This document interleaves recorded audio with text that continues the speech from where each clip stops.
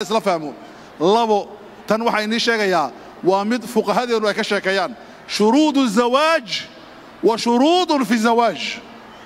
kontraadka ilaahay qoray ee guurka ah iyo mid aad adu qoran karaysid baa jirta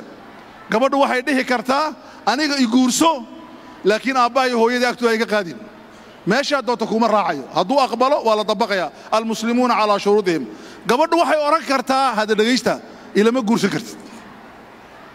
aniga ilama guursan kartid xalaal ma xarimayso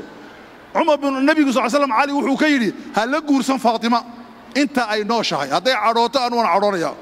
haday faraxdana waan farxaya hadaan cadhoodana Ilaahay baa cadhoonaya gabadheedaas ma ogo way hinaasa badan tahay maseer badan tahay lama guursan kartid gabadhu way qoran kartaa la tazawaj ma'i marka daba haday badilaan waa sax waxa la oran karaa ninku wuxuu oran karaa aniga shardigaygu waxa weeyaan haddaad shaqaysid oo shaqo tagtid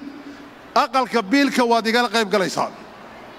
masruufkaad bixinaysaa anna waan bixinaya imisaad bixini boqolkiiba 30 anna boqolkiiba bixin hadday qoraan ay ogolaadaan waxa dhada shuruudun fi zawaaj ma aha shuruudu zawaaj waa fi zawaaj fuqahadeenu way ixtiraameen diinteena way dhacday islaamka waqtigii nabiga sallallahu alayhi wasallam